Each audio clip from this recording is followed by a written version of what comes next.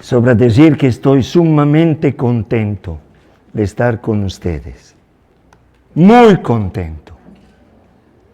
Con tantos amigos, con tantas personas que he tenido la oportunidad de ir conociendo aquí, en esta preciosa tierra árida, ecológicamente hablando, fecunda, hablando en sentido humano.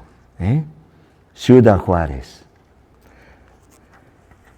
A mí me gusta evocar también el pasado.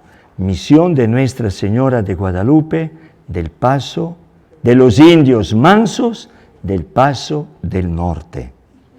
Qué nombre tan bonito, ¿eh? Así.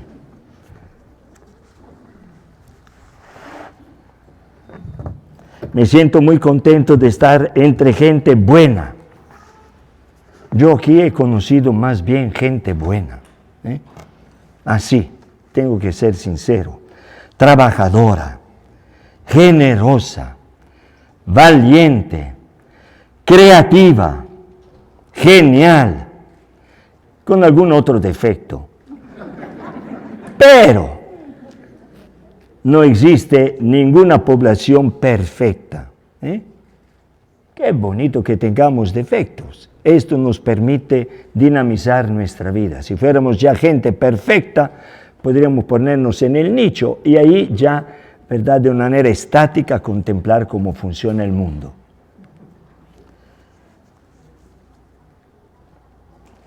No puedo no evocar el periodo maravilloso que pude pasar aquí en Ciudad Juárez, del 91 al 2001, 10 años. Los considero una verdadera gracia de Dios para mí, ante todo. Y después también una gracia de Dios para las personas con quienes he podido compartir ese periodo, esa década inolvidable en mi vida. Años que la marcaron mi vida, mi existencia. Años que fueron para mí ocasión para profundizar y desarrollar el sentido de mi vocación salesiana, como hombre llamado a ser portador del amor de Dios, sobre todo hacia los muchachos, hacia también los que más se sienten a veces golpeados en la vida. Al lado de la actividad oratoriana que me tocó desempeñar, no puedo olvidar los 10 años que tuve la suerte de acompañar en asistencia espiritual a los chicos que estaban en la casa, ¿verdad?, de mejoramiento social. Años que despertaron en mí potencialidades y recursos interiores que desconocía haber recibido de parte de Dios. Nuestra vida es siempre un continuo descubrirnos. Años que me sentí envuelto por el cariño, el apoyo, la generosidad de tanta gente deseosa de conocer, apoyar y convertir en realidad un proyecto destinado a la porción más valiosa de esta sociedad juarense, las nuevas generaciones, los chicos, las chicas, los niños que se abren a la vida. Quisiera ante todo evocar la presencia a mi lado de mis hermanos salesianos. Nosotros somos comunidad. Nosotros no somos meteoritos aislados que vagabundean por el universo, no, la comunidad. Una comunidad que nace de la Pascua de Cristo resucitado. Nosotros no nos elegimos, es Jesús quien nos convoca y nos une en comunidad, que nos da hermanos a quienes amar, hermanos que nos permiten a nosotros crecer y madurar en nuestra vida, precisamente a partir de las diferencias. Las diferencias no quieren y no significan de ninguna manera, ¿verdad?, oposición. Al contrario, qué bonito que seamos diferentes para enriquecernos. Qué gacho un matrimonio donde los dos serían fueran, ¿verdad?, como pareja igualitos y entonces no tiene chiste. ¿Verdad? Qué bonito ser diferentes para enriquecernos. Quiero recordar también a tantos voluntarios y voluntarias que fueron el gran potencial juvenil que nos permitieron dinamizar la vida de los oratorios. Y cómo no recordar también, y me da gusto que aquí estén varias expectativas que la ciudadanía tiene y que a veces nosotros por estar a veces, ¿verdad?, en oficinas, no siempre tenemos esta capacidad y esta sensibilidad. Lo recuerdo con mucho cariño a Jesús Macías y a Francisco Verial, que en paz descansen. Rezo siempre por ellos, ¿verdad?, como también por quienes aún caminan, ¿verdad?, por este camino de la vida, acompañándonos. Quiero recordar también a los amigos de FECHAC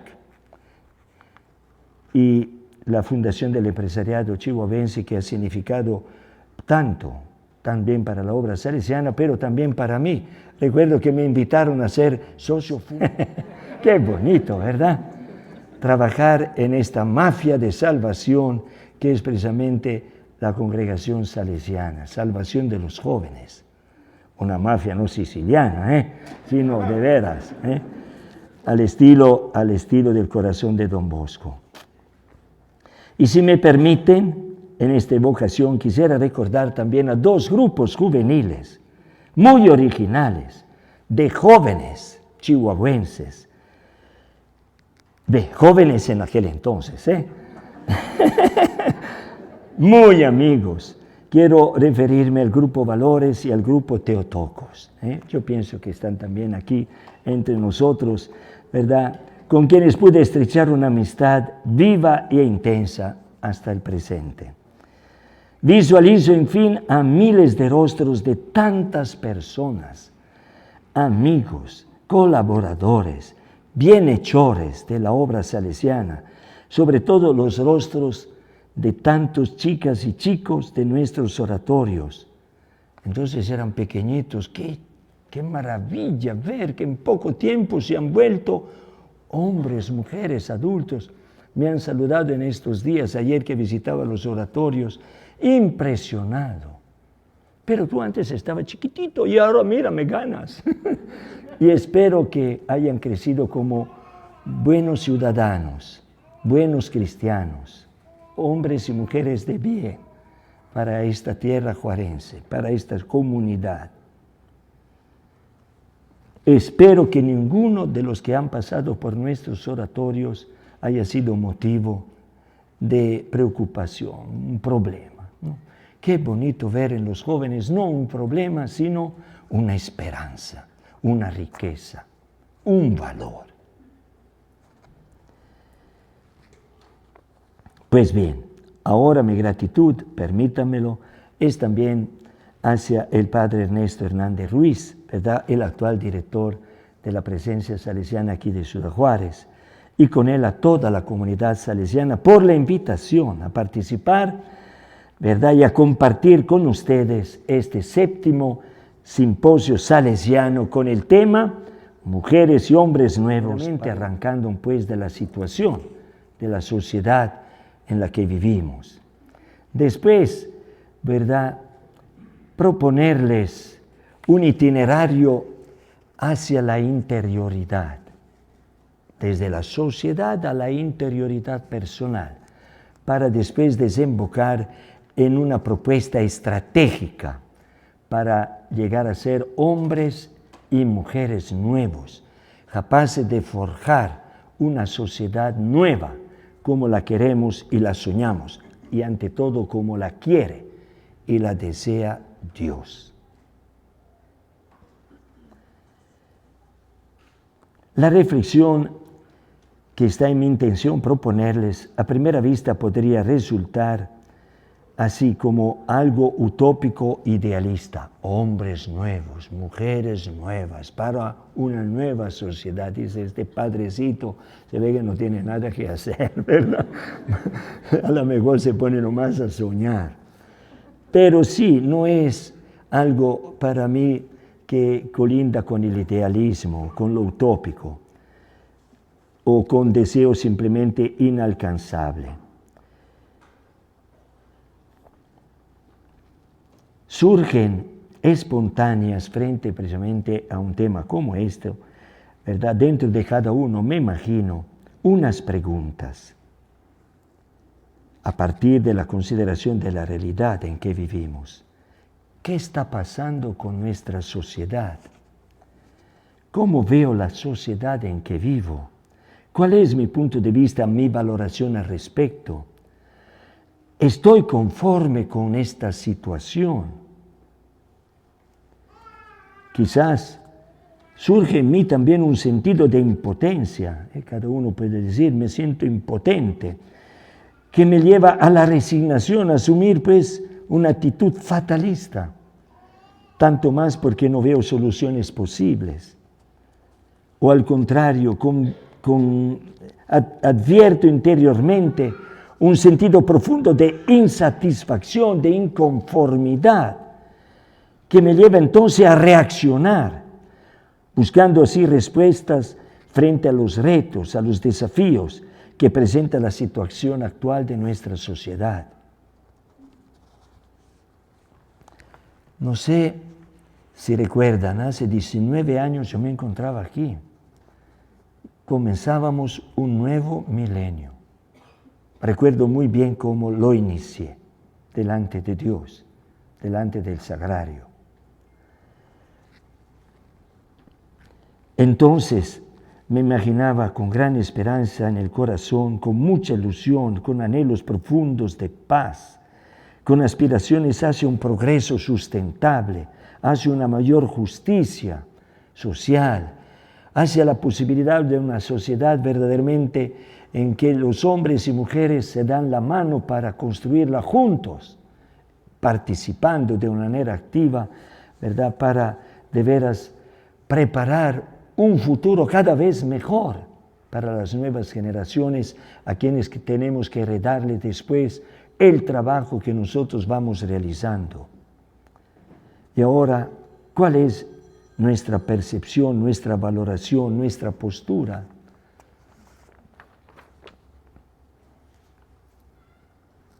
Las preguntas anteriores no son inconsistentes si ponemos atención a unos síntomas que de inmediato nos impactan. A primera vista, nunca antes como ahora habíamos alcanzado un nivel tecnológico tan elevado, obtenido recursos y avances científicos y técnicos como los actuales. Tengo una fotografía en que estoy en el Oratorio Don Bosco con un ladrillo, pero un ladrillo de tecnología inicial. Ustedes recuerdan, ¿verdad?, cómo eran los celulares en aquel entonces, ¿verdad? Y ahora, en pocos años, ¡qué evolución! Y después, no podemos tampoco desconocer que hemos producido mucha riqueza a nivel global. Por otra parte, en estos últimos 20 años estamos viviendo una época terriblemente conflictiva. En cuanto al aspecto ecológico, voy a presentar unos rasgos, pero no se me asusten, ¿eh? Es nomás para sacudirnos eso, ¿verdad? Porque es una visión, por otra parte. En cuanto entonces al aspecto ecológico, les decía, como sociedad mundial estamos destruyendo nuestro planeta.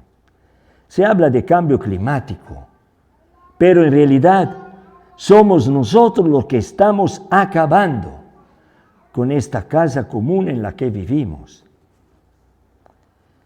Una sociedad, la nuestra, que desde el punto de vista económico celebra la economía como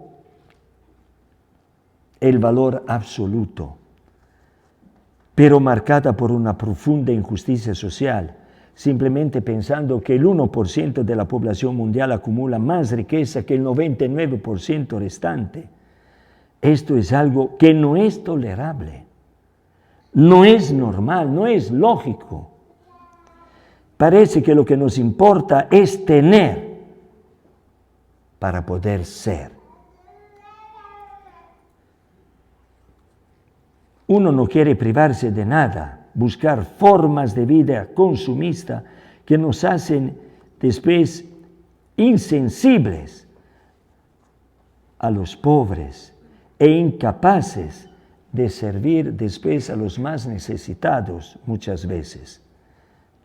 Tengamos presente, por ejemplo, ahora toda la problemática compleja de la migración que impacta de una manera impresionante precisamente esta frontera. A nivel social, después, nuestra comunidad mexicana está golpeada por el flagelo de una corrupción descarada, tanto al menudeo como al mayoreo. Excesiva e impune, por cierto. Todos estamos muy tentados a vivir eso. Todo está centrado pues en el dinero, en los negocios, en el afán de una ganancia sin medida. Una sociedad también por eso cada vez más violenta, que genera tanto dolor y muerte, una violencia que llega a la barbarie más vergonzosa e inimaginable.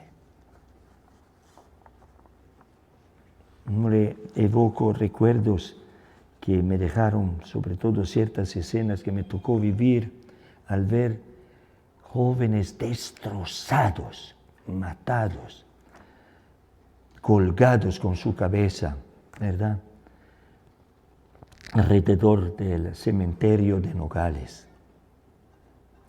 Me tocó celebrar, disculpen la expresión, misa no de cuerpo presente, de cabezas presentes. Imagínense el destrozo de los papás. Una sociedad, pues les decía, cada vez más violenta. El anhelo entonces de que esta oleada oscura de violencia e inseguridad se acabe, se aleje de nuestras tierras y poder así celebrar la vida de cada mexicano en cualquier momento de su existencia, comenzando desde su concepción y en cualquier condición se encuentre. Una sociedad también que ha sufrido el desgaste de una política partidista, aferrada muchas veces al poder como instrumento para servirse, así con la cuchara grande, y que se olvida de la promoción del bien común y de la integración nacional. Una sociedad que vive momentos de profunda oscuridad, también desde el punto de vista educativo. Se constata una confusión ideológica preocupante que nosotros estamos heredando a las nuevas generaciones que, como pues inexpertas, afrontan caminos, ¿cómo decir?, de desorientación muy grande. Pienso, por ejemplo, a todo lo que significa ahora la ideología de género, el matrimonio homosexual, frente a la postura al aborto, ¿verdad? Decisiones erráticas y posturas aberrantes que influyen terriblemente sobre la manera de ver y de concebir la realidad de parte de quienes son inexpertos. Nosotros tenemos capacidad crítica, pero las nuevas generaciones, los niños, los adolescentes, los de primaria, inducidos a posturas y actitudes y a concepciones terriblemente que lastiman su apertura a la verdad y le metemos adentro confusión a sus corazones y a sus vidas. No hablemos después de este hedonismo descarado que les llega a ellos también a través ahora que es el juguete, ¿verdad?, que todos los tenemos ahí en el bolsillo. Terrible. Se constata después una confusión educativa, una educación restringida a las posturas egoístas de competitividad, en la búsqueda de un éxito a toda costa. Se trata solo de competir, de innovar, de prosperar, tanto más si después uno va a una universidad como Harvard. ¿Pero qué aprende uno allí? ¿Cómo preguntarse cómo puede hacerse a veces uno allí más humano? Una educación reduccionista, limitada a dimensiones a veces científico-tecnológica, pragmática, funcional, utilitarista, que cultiva el culto de la inteligencia, olvidando la formación del corazón. El hombre no es solo cabeza.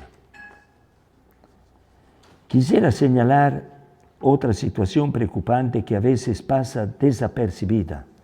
Una sociedad, la nuestra, que cada vez más se está hundiendo en un secularismo infecundo, es decir, en una visión del hombre del mundo que cada vez más prescinde de Dios, de la dimensión trascendente, del misterio. No hay espacio para Dios. Parece que se han perdido las huellas de Dios. Pero todo en nuestro mundo, nosotros mismos, nos debemos a Él.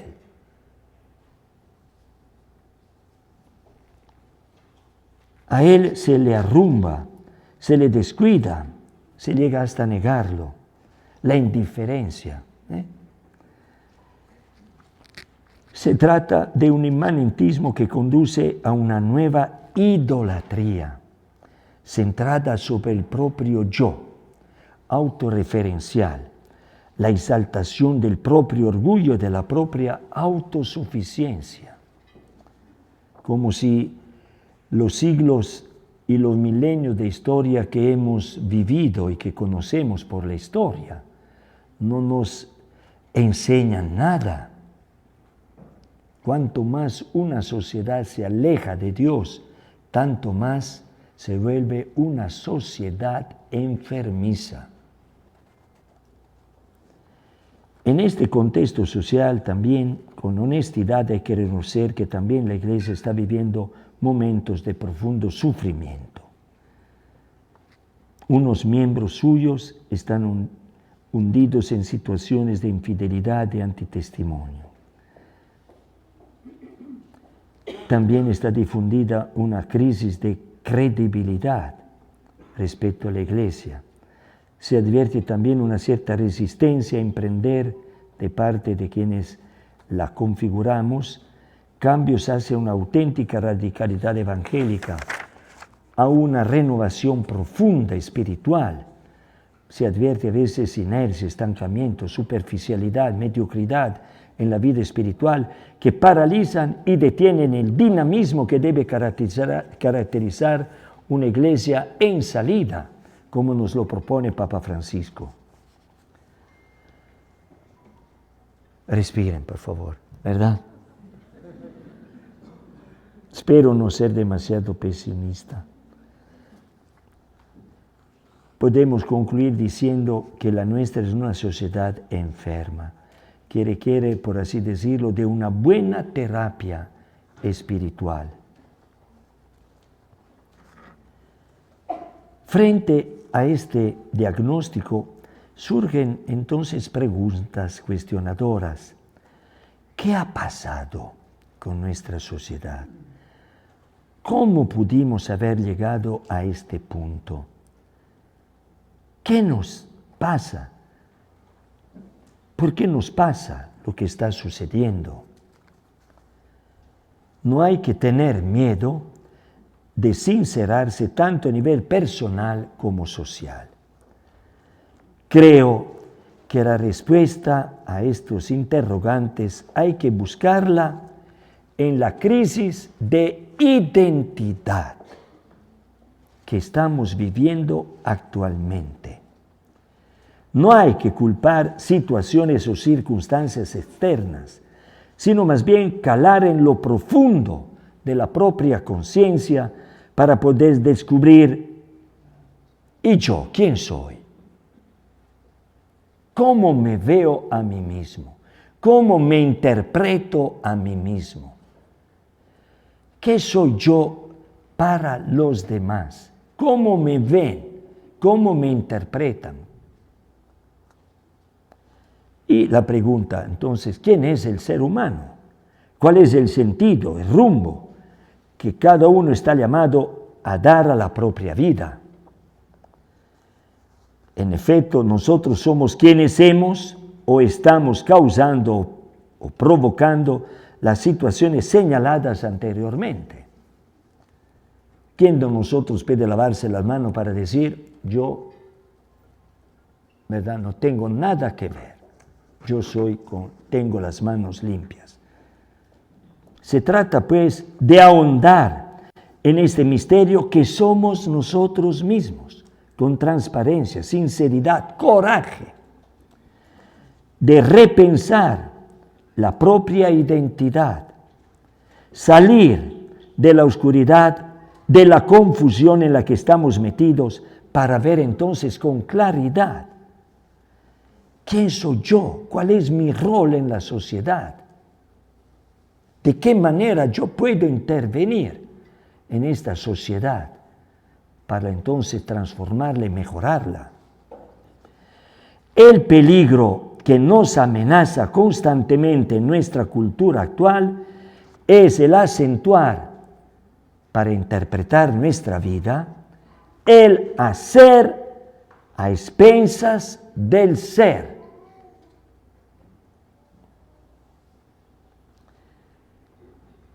El peligro de asumir la vida y vivirla en perspectiva prevalentemente funcional,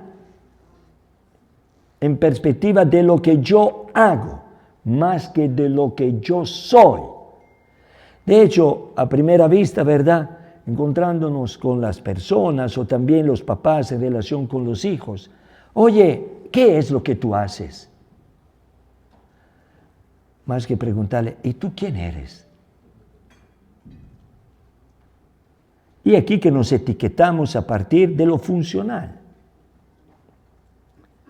El peligro entonces de vivir la vida más bien en clave de bienestar y crecimiento económico, de profesión o actividad, de productividad, de competitividad.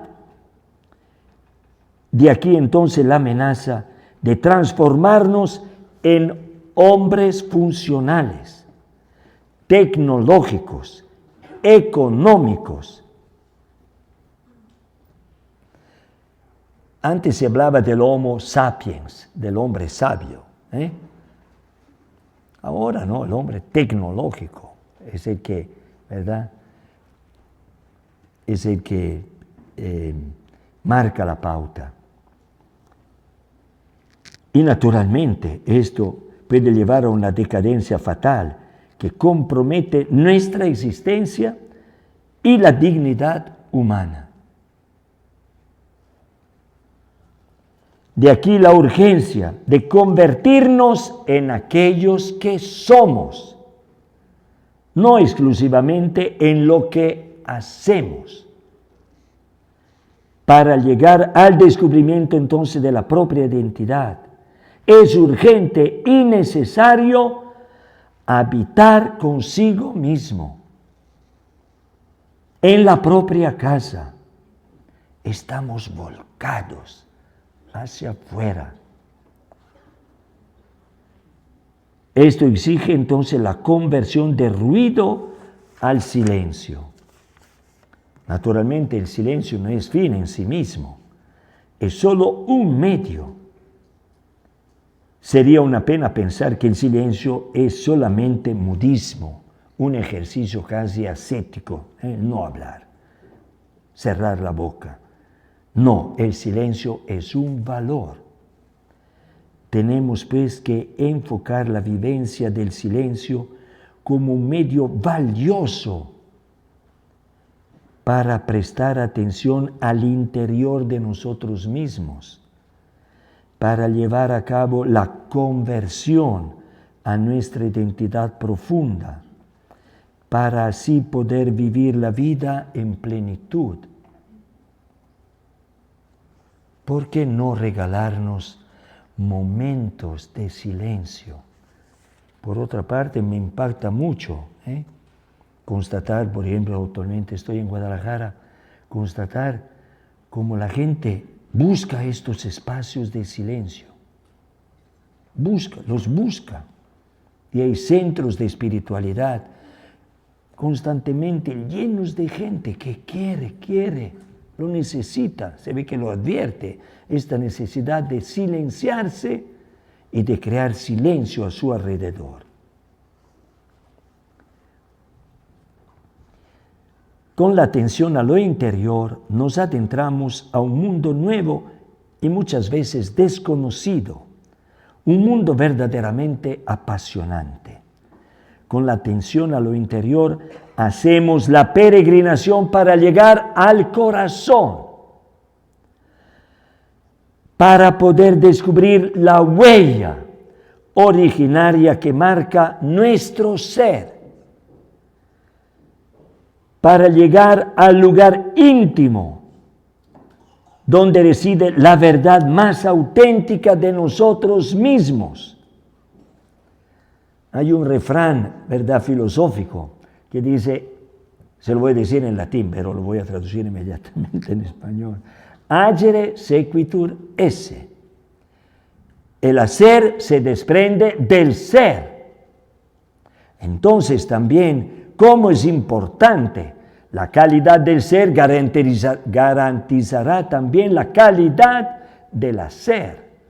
Pero si el ser es dañado, entonces nuestro hacer provoca todo lo que después nos ocasiona esta situación de malestar existencial. La interioridad es actualmente, ¿verdad?, para muchos un valor en crisis. Estamos como arrollados por la oleada de la exterioridad, del activismo, del ruido. Somos presos, podría parecer casi una contradicción, de la exterioridad. Disipación es el nombre de la enfermedad mortal que nos acecha a todos. De aquí después la evasión, el salir afuera, evadir de la realidad en todos los ámbitos y contextos. La realidad familiar, la realidad ministerial, la realidad también muchas veces profesional. Incapaces, pues, de entrar ahí, en nuestra casa.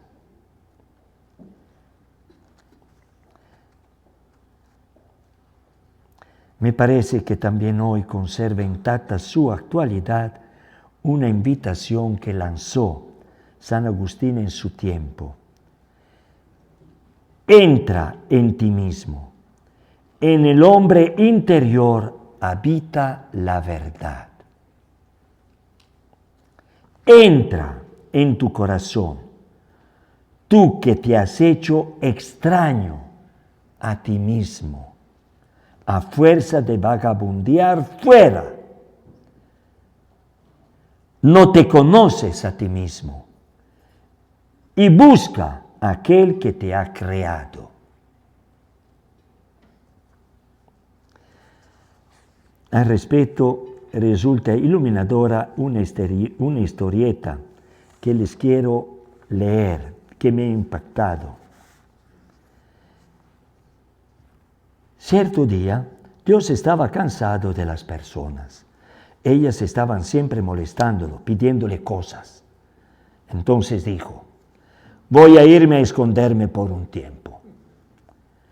Entonces reunió a sus consejeros y dijo, ¿dónde debo esconderme?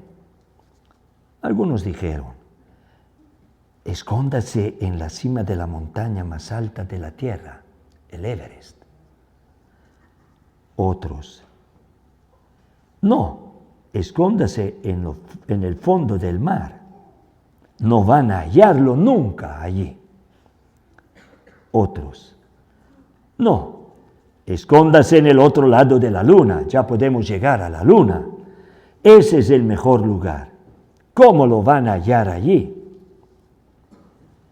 Entonces Dios se volvió hacia el más inteligente de sus ángeles y le preguntó: oye, ¿dónde me aconsejas que me esconda? El ángel inteligente, sonriendo, respondió: escóndase en el corazón humano. Es el único lugar a donde ellos no van nunca.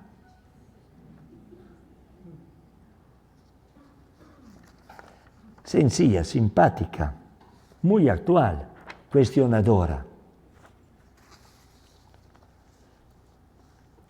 Aquí no se trata de interpretar la interioridad reduciéndola a una especie de técnica de concentración y de meditación.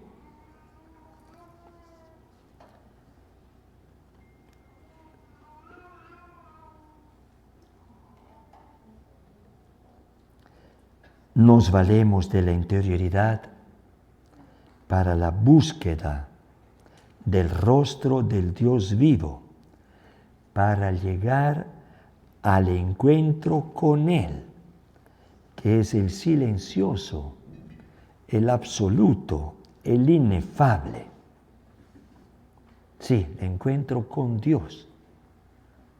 Si muchas veces decimos que a Dios no lo encontramos, ¿por qué no entramos dentro, ahí donde Él habita, en nosotros? Ahí dejó la huella más profunda de su identidad, que después es nuestra identidad. Nos creó a imagen y semejanza suya. San Agustín describe así su vida antes de la conversión. Tú, refiriéndose a Dios, estabas dentro de mí y yo estaba fuera. Tú estabas conmigo, pero yo no estaba contigo.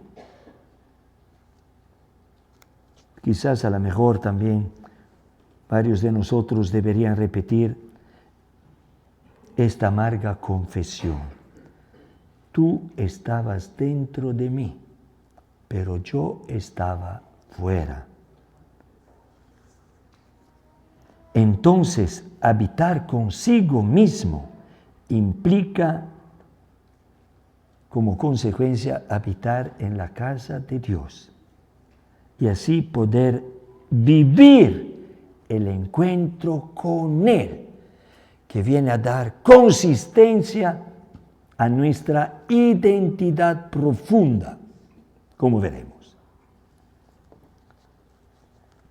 De esta manera la interioridad se convierte en senda áspera y dura, pero indispensable para llegar a una vida auténtica. Se habla mucho de la autenticidad, se hace de ello criterio de éxito o fracaso. Para el creyente, la autenticidad verdadera no se alcanza más que viviendo en la presencia de Dios.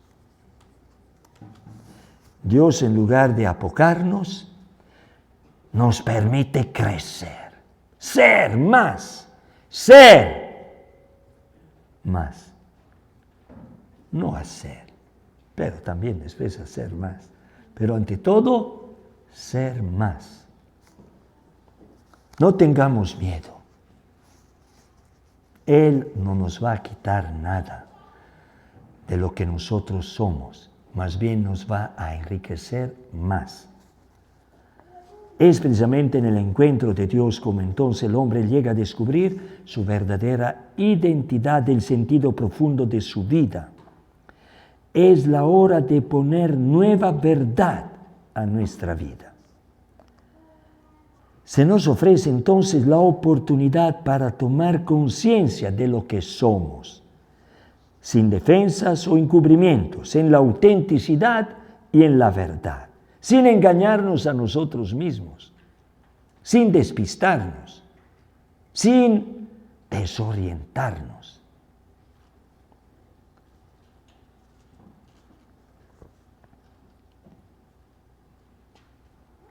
Nos valemos del silencio entonces para disponernos a la escucha de Dios, el silencioso, pero que habla, en el silencio del corazón.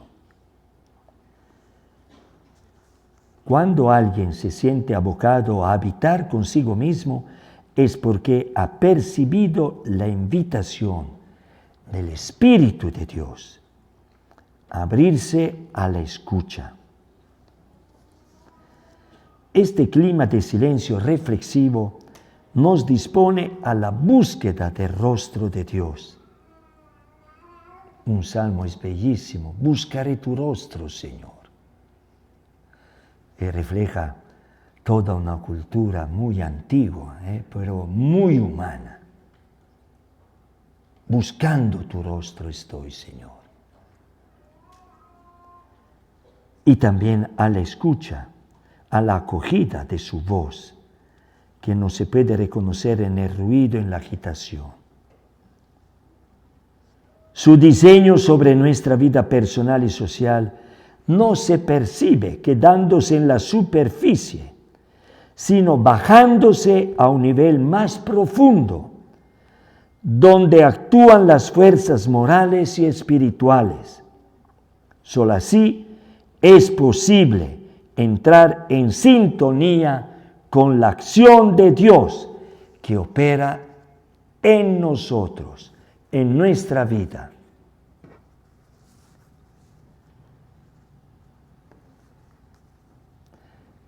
Y entonces, ¿cuál es el sueño que Dios tiene sobre nosotros, sobre mí? Porque Él nos trata siempre de una manera sumamente personalizada. Él no trabaja con las masas. No las necesita las masas para que le aplauden. A Él no le gusta tampoco clonar. A Él le encanta personalizar su relación. Los muchachos dirían en este momento: ¡machín!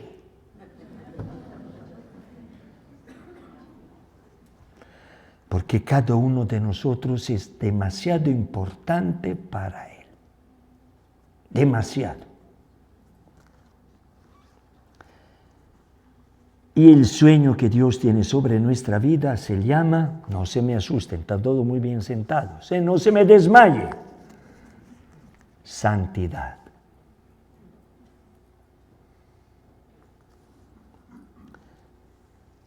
Es bien importante que tengamos presente, ¿verdad?, esta exhortación que nos dirige Papa Francisco.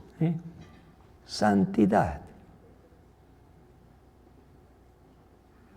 Es una palabra que tenemos que otra vez, ¿verdad?, actualizarla. Santidad. Sí, porque la santidad, nuestra santidad, es la principal respuesta a los desafíos de nuestro mundo. Esta, sin duda, es la mejor estrategia, fíjense, para poder llevar a cabo una transformación profunda que todos anhelamos. La santidad nos permite ser hombres nuevos, mujeres nuevas, para forjar una nueva sociedad. Por cierto, al oír la palabra santidad, me imagino que pues una reacción casi espontánea es la de decir: estas son cosas hechas para la sacristía, que huelen a sacristía, templo. No checan con un simposio. Si me permite, entonces me retiro. Parece que es una palabra simplemente de carácter sagrado, y al contrario tiene una densidad de sentido, digamos así, humano impresionante.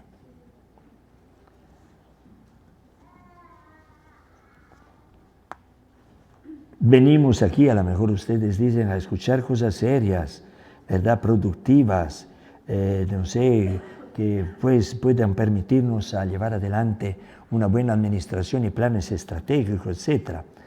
¿Verdad? Entonces, su servidor, al hablar de santidad, ¿verdad?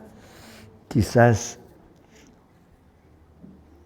tendría que decir, estoy fuera de onda, ¿verdad?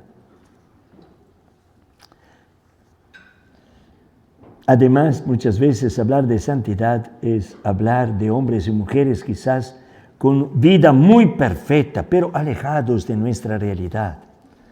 Uno piensa casi de inmediato en actitudes y comportamientos simplemente de carácter moralista o de repeticiones materiales de forma religioso-culturales ya rebasadas. Además, nos imaginamos que la santidad es una empresa imposible o reservada a unos cuantos profesionistas de santidad. Bendito sea Dios que ninguno existe como profesionista de santidad. Y sin embargo, así es. Estoy más que convencido que esta es la auténtica estrategia que da respuesta a los interrogantes que con frecuencia nos planteamos. ¿Cómo puedo cambiar el mundo? ¿Qué futuro quiero para mí, mis hijos, mi familia, para los demás? ¿Qué hacer para vivir una vida no frustrada, sino feliz, realizada? ¿Cómo puedo crecer como ser humano?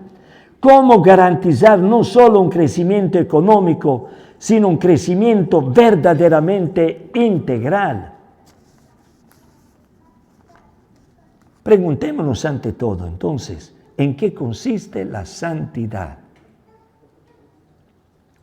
Ofreciendo una respuesta progresiva así, la voy a describir. Aprovechar ante todo la vida, el tiempo por algo que tenga sentido, que valga la pena. ¿Y qué es lo que le da sentido a la vida? Si calamos en lo profundo del corazón, yo pienso que cada uno de nosotros puede decir y formular su respuesta. Me voy a callar un instante para que cada uno se pregunte a sí mismo, para mí, ¿qué es lo que le da sentido a mi vida?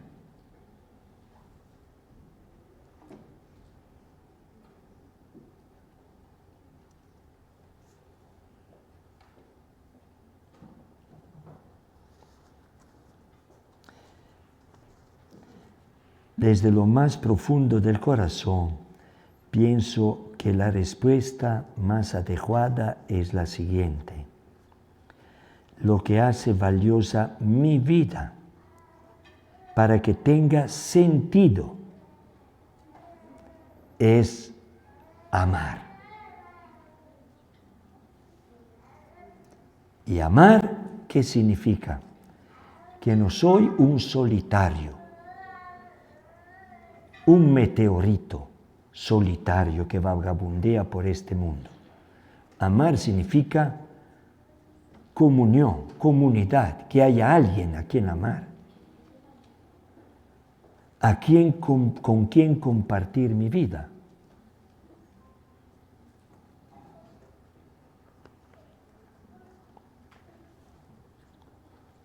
El amor, pues, es el resorte de la santidad. El amor es verdaderamente lo que da contenido a la palabra santidad. La vocación fundamental de nuestra vida es vocación al amor. Nosotros, desde el arranque de nuestra vida, desde el momento de la concepción, hemos sido fruto de una intimidad extraordinariamente marcada por el amor. tendremos casi que remontar, a ver, en el momento en que fuimos concebidos. La raíz auténtica es, ahí hubo amor que me marcó como ser. Tanto más si después, trascendiendo nuestros padres, llegamos, trascendiendo porque sí, nosotros por la libertad que somos, rebasamos la intervención de nuestros padres. Entonces, he aquí, nuestra vocación al amor reclama al fundamento y al origen de nuestro ser auténtico, que es Dios. Y Dios, amor. Dios es amor. Quien permanece en Él, permanece en Dios. Y Dios en Él. Esta es la esencia misma de la santidad.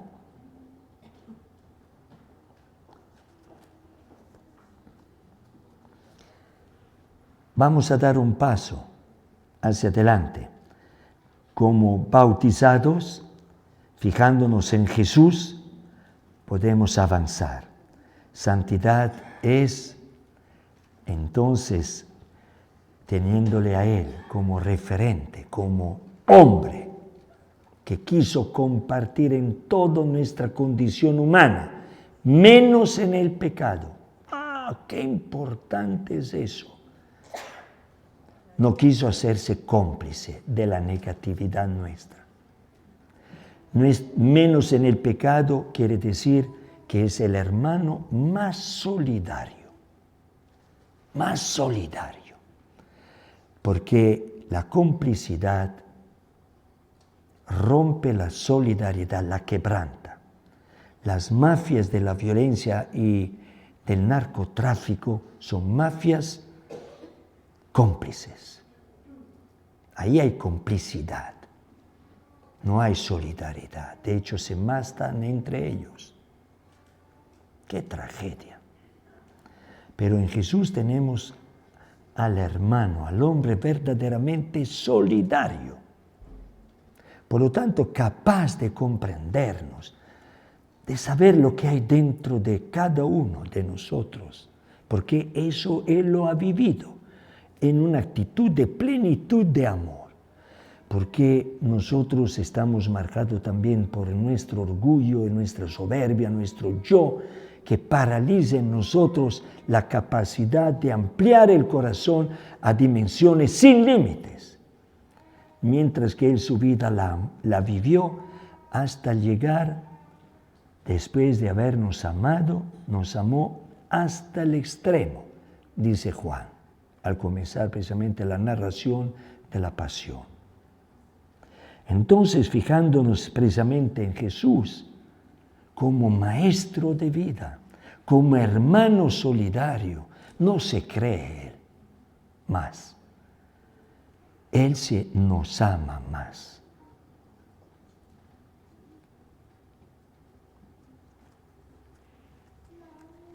Entonces, santidad es vivir la vida como la vivió Él, amando a Dios con todo el corazón, con toda el alma, con todo el propio ser, con todas las fuerzas, y pasando por el mundo haciendo el bien a todos. Una vida realizada en Cristo Jesús. Esta es la santidad. Y nosotros como bautizados hemos sido marcados por eso. Ayer escuchábamos precisamente, ¿verdad, Pablo? Que dice, en Cristo somos criaturas nuevas. Hombres y mujeres nuevos.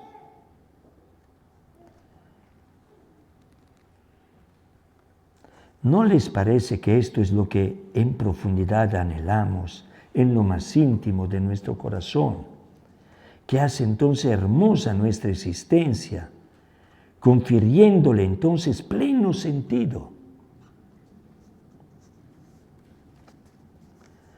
Este es el sueño que Dios ha sembrado en el corazón de cada uno. Dios tiene para cada uno un camino único, diferente. Dios espera que cada uno sea un mensaje, una expresión luminosa, un rasgo espléndido de la riqueza inagotable de su Hijo Jesús. Cada uno de nosotros reflejar algo de Jesús, el hombre nuevo por excelencia, para ser entonces hombres capaces de amar como ama Jesús. El único mandamiento que nos dejó es: ámense como yo los he amado. La reacción espontánea es imposible. Por eso que lo mandamos a veces a volar este mandamiento, no le hacemos caso. Santidad es vivir en unión con Jesús para encarnar en nosotros y reflejar para quienes nos rodean un rasgo de su rostro luminoso. Quien acentúa más el aspecto de la misericordia, otros la humildad, otros la alegría. Cada uno de nosotros tiene una riqueza única. La paciencia, la pobreza, la generosidad, la fortaleza, la mansedumbre, la comprensión, la bondad, la pureza de corazón. Cada uno de nosotros puede apropiarse de un rasgo de Jesús que está llamado después a cultivar para poderlo donar a quienes nos rodean. Entonces, entre todos nos enriquecemos. Les decía, muy bonito eso, pero imposible. La tentación, no se puede. Esto es un engaño, una mentira.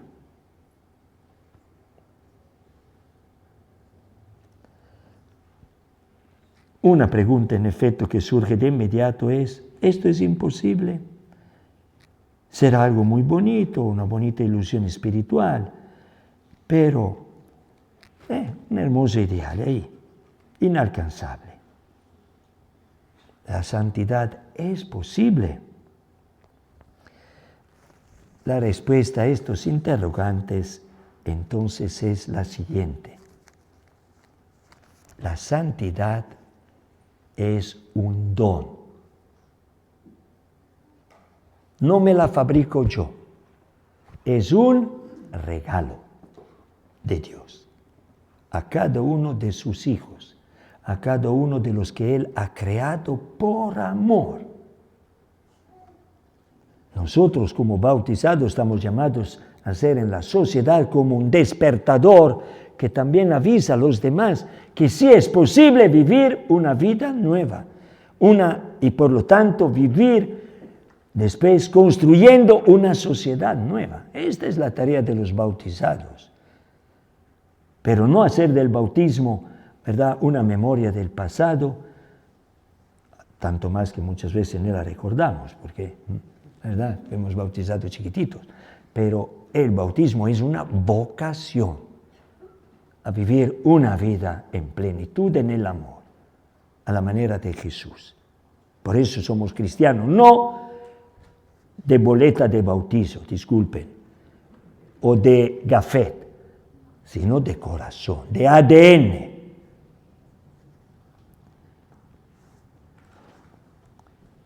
La iniciativa entonces aquí nos tiene que entusiasmar esto. La iniciativa ha sido y sigue siendo siempre de Dios. La certeza de poder cambiar nuestra vida, a veces nosotros mismos somos como incrédulos. Mi vida, yo ya soy así. ¿Cuántas veces nos condenamos a ser piezas de museo? Yo ya soy así, no me voy a cambiar, no esperes que cambie. No es cierto que son así a veces nuestras reacciones espontáneas, también a nivel así, humanamente hablando. Entonces la certeza de poder cambiar nuestra vida, de superar la tendencia a la mediocridad espiritual, radica en la certeza de que Cristo Jesús, fíjese qué hermano solidario tenemos, comparte su propia vida de resucitado con nosotros, de que nos comunica su energía de resurrección, comparte su vida poderosa de resucitado con nuestras frágiles vidas en medio de nuestra debilidad humana. Él no quiere tener la santidad para sí, esta capacidad de amor sin límites para sí. Nos la comparte, nos la dona, para que entonces nuestra vida florezca, nuestra vida no sea raquítica, apagada, a medias, sino una vida en plenitud.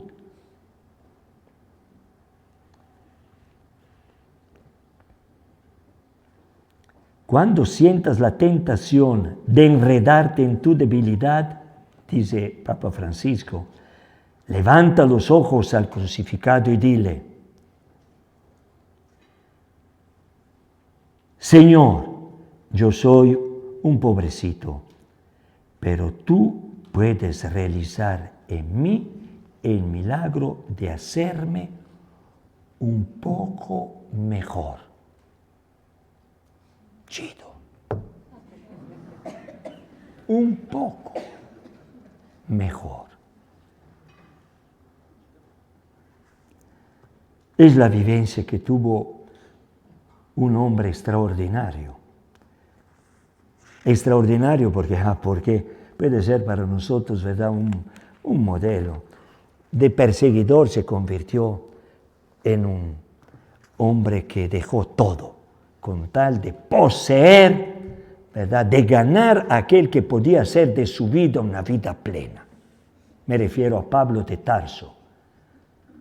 Él dice: soy irreprensible en cuanto a la práctica de la ley. Muy cumplidor. Pero después se descubrió muy orgulloso. Mi vida la estaba construyendo centrándome en mí. Por lo tanto me convertí en un soberbio, en orgulloso. Por eso que mataba, por eso que después perseguía. Los que no eran como yo. Así pues, Pablo podría decir. Al contrario, he aquí su vivencia. Cuando soy débil, entonces me siento fuerte por la fuerza que Cristo me comunica. Entonces Pablo desplaza su yo soberbio, orgulloso, para que triunfe en él el yo de Cristo Jesús, capaz de amar hasta el extremo.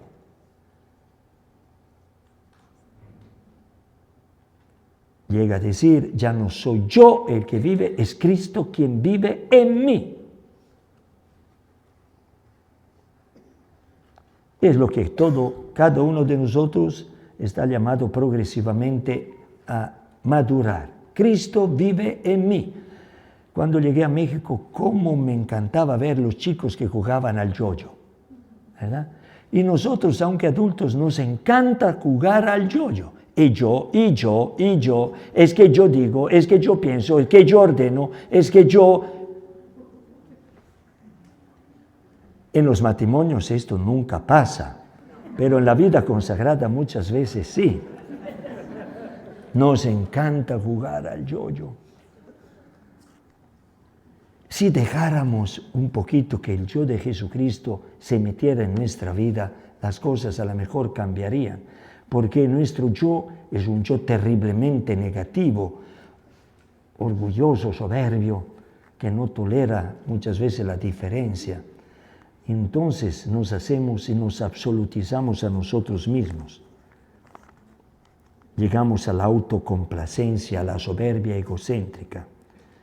Esta es la tentación que incide a nuestro camino espiritual. Pensar que los resultados dependen de nuestra capacidad de hacer y programar. En nuestra santidad entonces resplandece la iniciativa de Dios. pura gracia, puro don. No podemos conquistarla nosotros con nuestras fuerzas. Jesús lo dice claramente, sin mí ustedes no pueden nada, pero vamos a convertir la expresión en positiva, con Él podemos. Esto nos invita entonces a vivir la vida con una gozosa gratitud por este don que no merecemos. Un don. La santidad es un don. Frente a un don, ¿cuál es la reacción o la respuesta que podemos dar? O lo acepto o lo rechazo. O frente a este don, indiferente. No me interesa. Pero no deja de ser un don. Entonces, la mejor respuesta, ¿cuál es? Recibir el don. Recibir el don. Dejándonos transformar en hombres y mujeres nuevos, llenos de la santidad de Dios. Dios nos pide una colaboración real a su gracia. Órale, acepta este don. Puedes llegar a ser un hombre extraordinario, un hombre diferente, una mujer verdaderamente como yo. Te sueño, te quiero para el bien de tu esposo, para el bien de tus hijos, para el bien de los demás. Aquí me parece, y lo voy a leer directamente aquí del documento de Papa Francisco. Alégrense, regocíjense. Ser santos es lo más chido que puede haber en el mundo. Así dice. Solamente a partir del don de Dios, libremente acogido. Él no obliga, nos respeta en nuestra libertad. Y humildemente recibidos, agradecidos. Pero nuestra soberbia a veces nos cuesta recibirlo con humildad. Entonces podemos cooperar con nuestros esfuerzos para dejarnos transformar más y más. Lo primero es pertenecer a Dios. Se trata de ofrecernos a Él, que toma la iniciativa de entregarle nuestras capacidades, nuestro empeño, nuestra lucha contra el mal y nuestra creatividad, para que su don gratuito crezca y se desarrolle en nosotros. Papa Francisco entonces nos propone esto, son expresiones que estoy sacando precisamente de este mensaje de optimismo, de entusiasmo frente a la situación que podría paralizar nuestras energías. En la oración, pregúntale al Espíritu Santo qué espera Jesús de ti en cada momento de tu existencia, en cada decisión que debes tomar. Interviene precisamente así con este tono personal y directo. Permítele al Espíritu Santo que forje en ti ese misterio personal que refleje a Jesucristo en el mundo de hoy. En tu ambiente familiar, de trabajo, con los vecinos, los amigos. Con la fuerza del Espíritu Santo puedes modelar tu vida según la vida de Cristo. Se trata de reconocer cuál es esa palabra, ese mensaje o actitud de Jesús que Dios quiere decir al mundo con tu vida.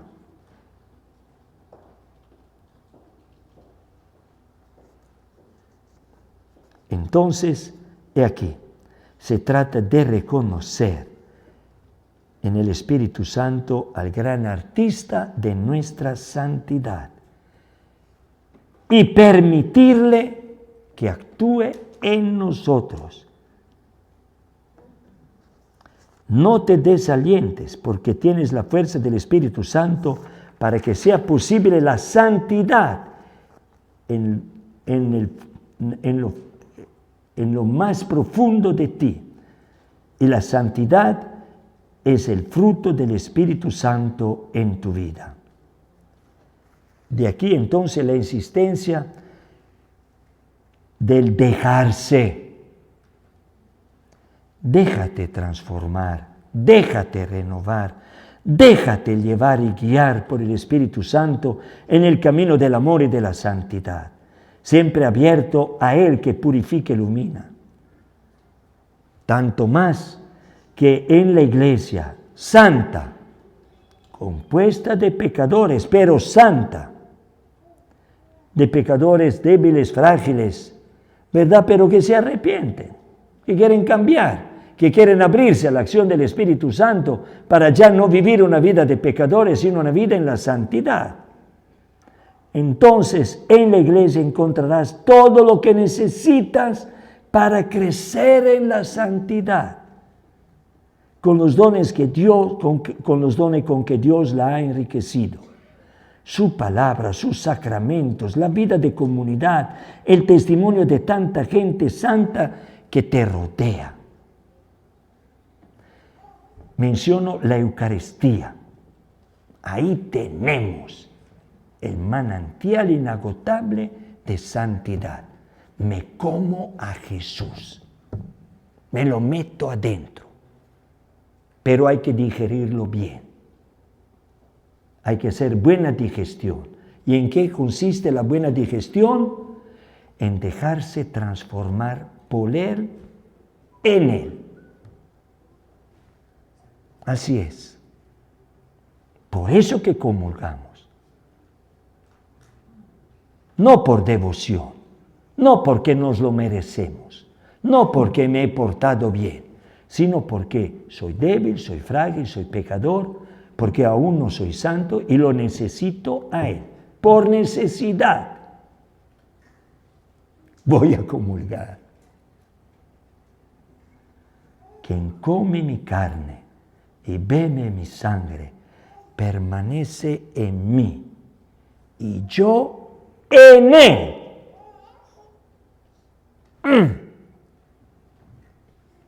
En Él. ¡Qué unión! No es solo, ¿verdad?, como dos personas que están una frente a... No, es una inmanencia, es algo único, único. Tenemos a nuestro alcance todo, lo tenemos. Hay que hacer funcionar en nosotros la santidad como don. La única cosa, abrirnos a este don. A diferencia precisamente de los documentos anteriores, es lo que insiste Papa Francisco. Él personaliza la intervención de Dios en nuestra vida. Cada uno por su camino. Sí. El Señor tiene para cada uno de nosotros un camino único y diferente para llegar a la santidad, a la plenitud del amor en Cristo. Cada uno está llamado a discernir su propio camino, a sacar a la luz lo mejor de sí, aquello tan personal que Dios ha puesto en él, y no que se desgaste intentando imitar algo que no ha sido pensado para él.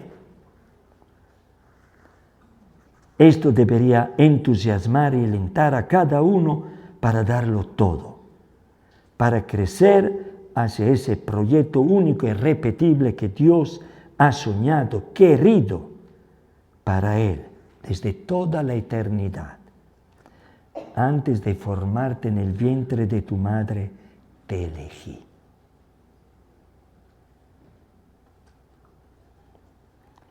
Nos ha pensado santos, irreprensibles en su presencia antes de la creación del mundo. Dice el himno a los Efesios. La santidad también para mí, para ti, para cada uno. Una santidad muy personalizada. Nadie excluido, nadie marginado. Entonces, deja que la gracia del bautismo fructifique en ti en un camino de santidad. Nos invita Papa Francisco.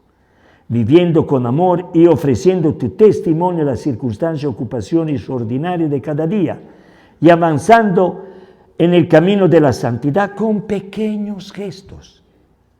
Santidad de lo cotidiano, de lo ordinario.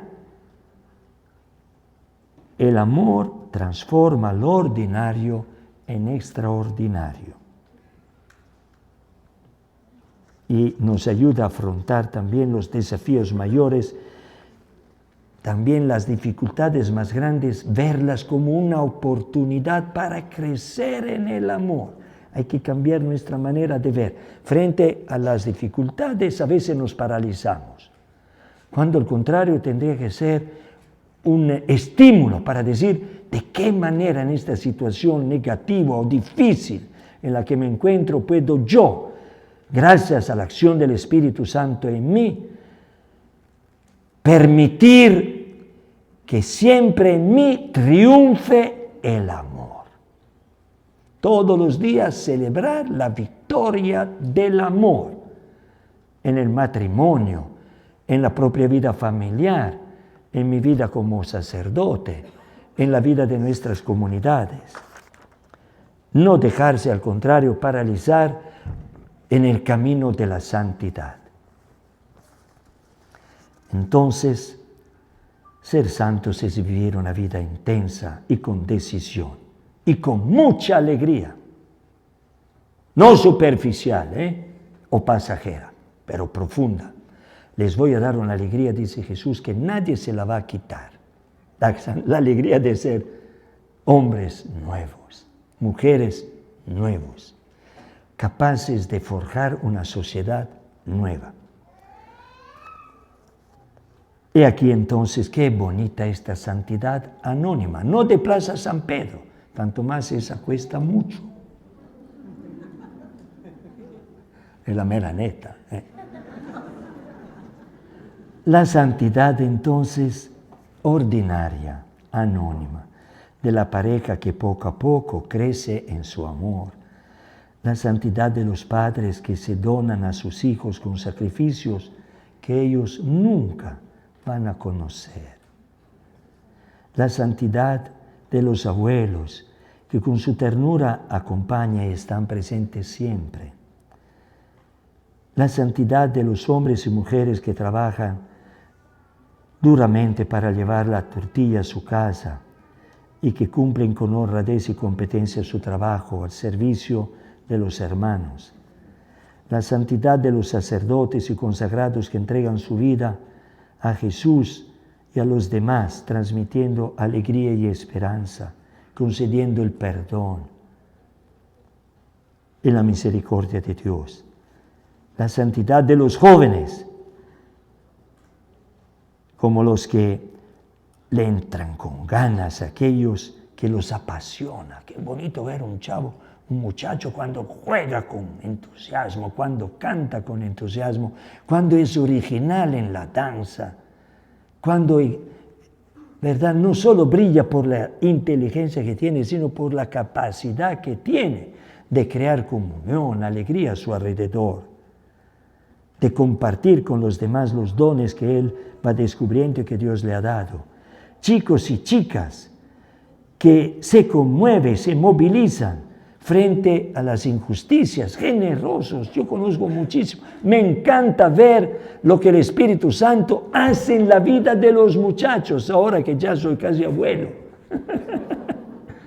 Me encanta, me fascina. He vivido una experiencia maravillosa yendo con ellos, con un buen grupo de ellos a la Jornada Mundial de la Juventud. Ay, qué martirio, pero ni modo, ¿verdad? Pero, porque sí, el solazo que nos golpeaba, y después de comer poco, el dormir poco, caminar mucho, etc.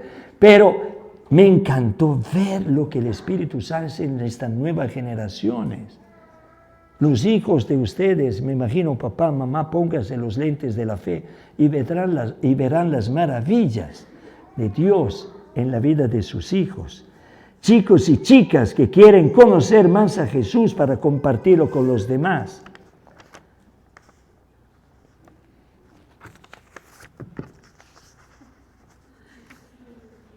Se me olvida eso. La santidad de los que sufren, se sienten descartados a veces por la sociedad o pasan por momentos muy difíciles, que saben abrazar la cruz para convertirla en fuerza salvadora. La santidad de los empresarios que ponen al servicio de la sociedad su genialidad, su espíritu emprendedor, que se convierten en providencia de Dios para promover un bienestar social y participativo. La santidad de las autoridades, de los políticos que luchan por el bien común y renuncian a sus intereses personales o partidarios o a la corrupción. El camino de la santidad no se recorre tampoco de modo individual. Si estamos atentos, vamos a descubrir que siempre los santos se encuentran con otros. Bellísimo en el oratorio de Don Bosco. Vemos a Don Bosco, un educador santo, que aprendió esta santidad sencilla y común, de sentido común de su madre, una mujer que no sabía ni leer ni escribir, mamá Margarita, venerable.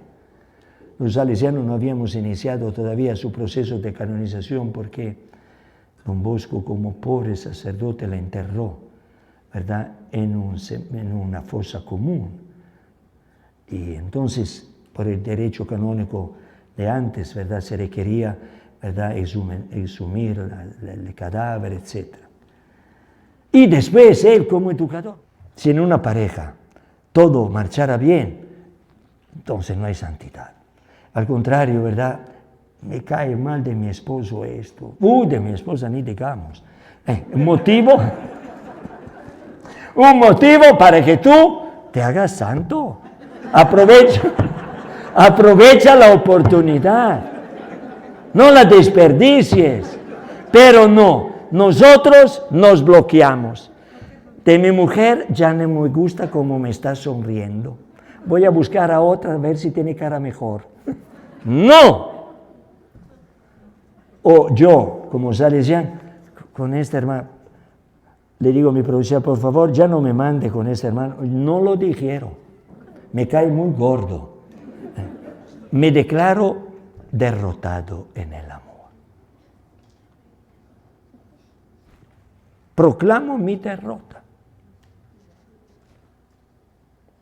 No quiero afrontar la situación para decir, me lo voy a digerir, aunque me queda muy gordo. Entonces, aquí, qué bonita es esta santidad compartida. Juntos, todos estamos llamados a ser santos y santas. Y así podemos ayudarnos, poder ayudar también a otros a hacerlo. Respiren que ya concluyo.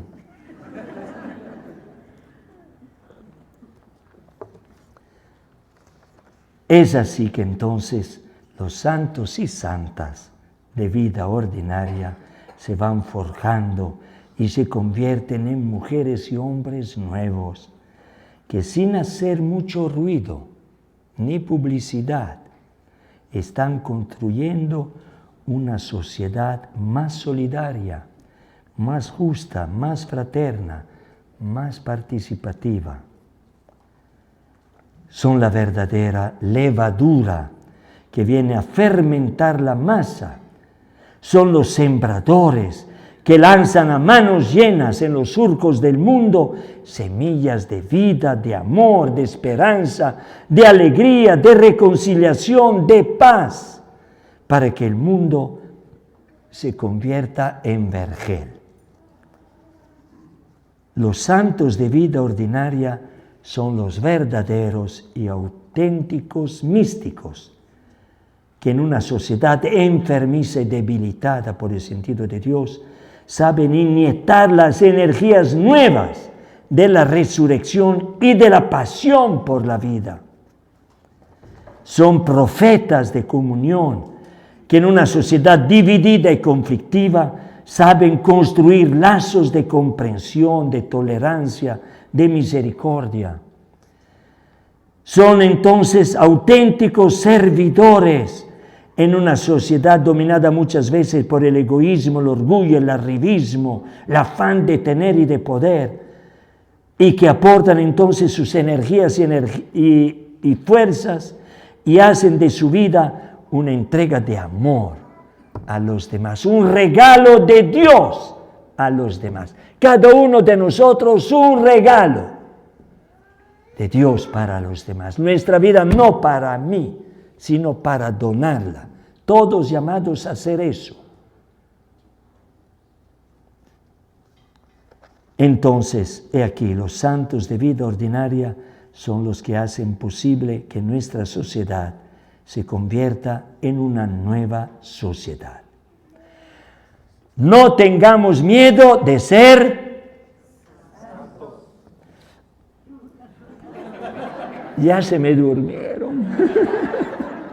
No tengamos miedo de ser santos. Ahora sí, temperatura elevada.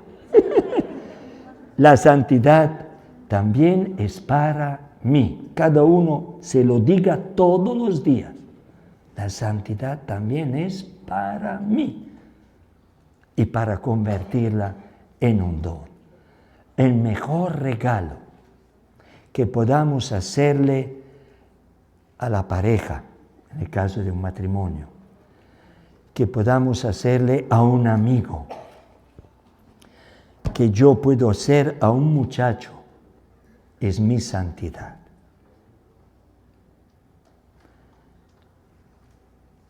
Que seamos entonces no gente que se avergüenza, sino gente que vive con humildad el don incomparable que Dios nos da a cada uno. Quiero que tú seas para mí otro Jesús. Que tú seas para mí un hombre, una mujer santo, santa, para enriquecer con los dones que yo te he dado a esta sociedad que muere de inanición y que necesita energías nuevas de amor y de santidad. Sean felices.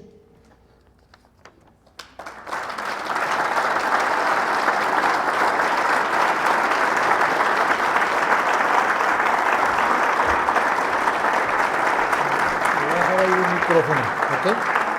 Gracias, Padre. Bueno, pues creo que hoy el